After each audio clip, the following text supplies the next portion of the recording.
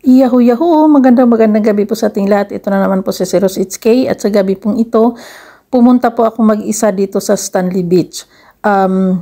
Hindi po talaga dito yung akin sanang puntahan. Doon lang po sana sa unang beach na dinaan ng bus doon sa Repulse Bay Beach. Kaso lang, nakalimutan kong pumindot sa bus kaya hindi siya huminto. Dahil kung minsan din, may mga bumababa kasi doon. Kaya nagre-rely ako sa bus na tumigil doon sa bus stop. Yun pala, dumiretso yung bus. Kaya, ayun, sabi ko na lang, since hindi ako nakababa doon, sabi ko may beach pa naman sa bandang unahan, doon na lang ako bababa. Kaya ako nakarating dito sa Repulse Bay Beach. At kung good thing na lang din dahil road trip ako, inon ko yung aking camera. Pagdating ko naman doon sa Repulse Bay Beach, hindi pa ako umabot ng 8 minutes. Kaya ang ginawa ko, sabi ko, sige, doon na lang ako sa isang beach para humaba-haba yung aking road trip. Ayun. Yun yung road trip ko na yun na basta lang raw video lang talaga na aking in-upload. Kasi tinamad ako mag-edit. Kaya in-upload ko ng diretso. So sa ngayon, diretso tayo, maglakad tayo pababa. Last na pumunta ako dito, sarado pa itong beach na to kasi panahon pa yun ng pandemic. Tapos ngayon nasundan, 2024 na. At matagal na itong open, yun nga lang hindi lang kami nakapunta rito. At saka, talagang binala ko na pumunta dito sa beach dahil gusto kong mag-record ng hampas ng dagat. Hampas ng dagat daw, hampas ng alon. Pambihira naman o. So, sa next ko na video, mayroon akong video na puro lang talaga alon yung aking tinutukan for 8 minutes. Ayun, sa alon lang ako. Pinatayo ko lang yung camera doon at nag-record lang talaga siya doon sa mga alon. Ayan, so yun ang aking next na i-premiere. Sa ngayon, lalakad muna ako papunta doon sa beach. Kaso lang, nung dumating ako, anong oras na ba ito? Hapon na ito eh. Mga alas 3 na yata.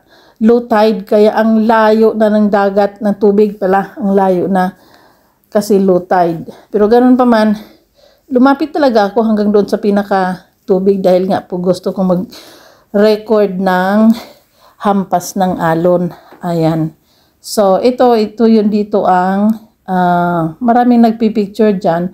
Naging super laki yung yung harap ng dagat dahil nga po sa low tide. Tapos, ang ganda ng dito. Ang ganda ng sand. Ayan siya.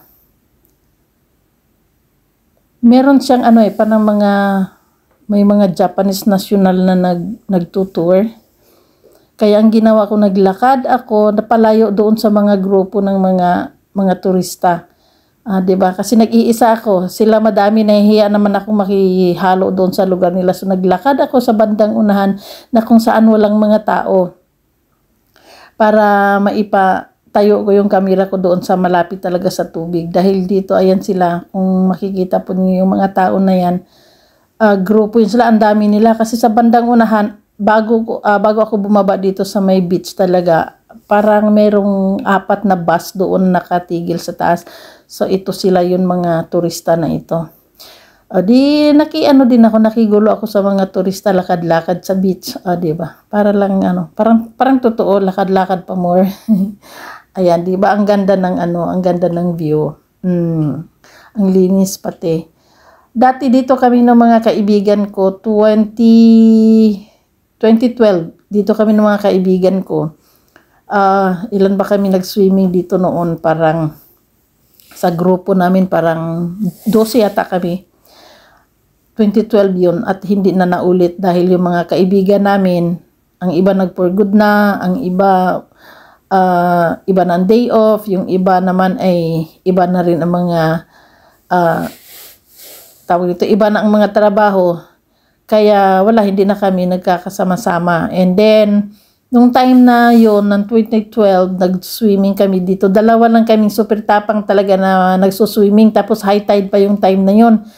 Tapos sabi nung isa kong kasama, sabi niya, sige, punta tayo doon sa may bandang unahan. Nilangoy namin hanggang doon sa bandang, kung hanggang saan yung lubid kumbaga hanggang ano daw, dulo ng kung saan lalangoy yung mga tao. Ginawa namin talagang tinats namin yung lubid. Tapos yung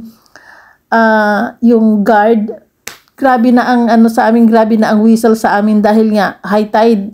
Tapos 'di ba siyempre ang lakas na ng alon, tapos nilangoy namin hanggang doon sa bandang unahan. Tapos pagbalik namin din, natouchan namin yung lubid. So balik na naman kami ng langoy pabalik sa sa gilid.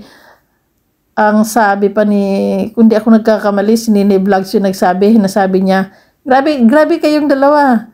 Ay, grabe na ang tawag sa inyo nung lifeguard kasi nga nandoon na kayo sa bandang dulo, alam niyo ang lakas ng alon. Tapos ayun na, hindi na namin maulit yung magsuswimming ng ganun dahil wala na akong kasama na arisgadong mag lumangoy dahil yung mga kung si Nini naman ang palangoyin mo, ayaw yung lumangoy doon sa malalim, pero taga-dagat yan, ayaw lang niya talaga. Samantalang ako, pag kami kaibigan akong okay din lumangoy, lalangoy talaga ako, kaya umabot kami hanggang bandang doon kung saan, hanggang saan pwedeng allowed na lumangoy ang mga tao, di ba? Kaya grabe na ang whistle pala sa amin ng lifeguard, kapambihira talaga, no? Kaya kong lumangoy, pero hindi yung langoy na langoy ng mga mga expert. Kumbaga yung langoy ko langoy aso lang, pero kaya ko. Pero since yung partner ko noon na magaling maglangoy-langoy na yan, umuwi na Pilipinas, ay kaya namimiss ko tuloy yung langoy-langoy ba, no? Sarap lumangoy dito sa mga ganito. Lalo na ngayon, nung pagsilip ko dito, ang ganda ng tubig, ang ganda ng ang alon ay napakahina lang dahil nga low tide. Sabi ko sa isip-isip ko, kung meron lang akong kasama, ang sarap talaga magtampisaw. Pero wala ako lang mag-isa pumunta rito dahil hindi day off ni Nene Vlogs. And yung iba nga po, ayun yung iba, hindi na namin makasabayan sa mga day off na iiba na yung mga araw ng day off nila. Kaya hindi na naulit yung swimming namin noon. Pambihira talaga. Pero okay lang din, kahit ako lang mag-isa, madami namang tao sa paligid, ang akin lang namang purpose talaga ay mag-record ng hampas ng ng alon. Ayan, so malapit na po ako matapos. Maraming salamat po sa inyong lahat. Abangan po natin yung aking pangatlong video. O diba? Uy, merong penguin. Ayan. Magbababay na po ako. Ang ganda ng penguin na dumaan sa aking kamera. Nawala tuloy ako sa aking pagsasalita. Okay, ito po si 06K. Maraming salamat po sa inyong lahat. Abangan po yung aking huling video dito sa beach na ito. Marami pong salamat. Bye-bye!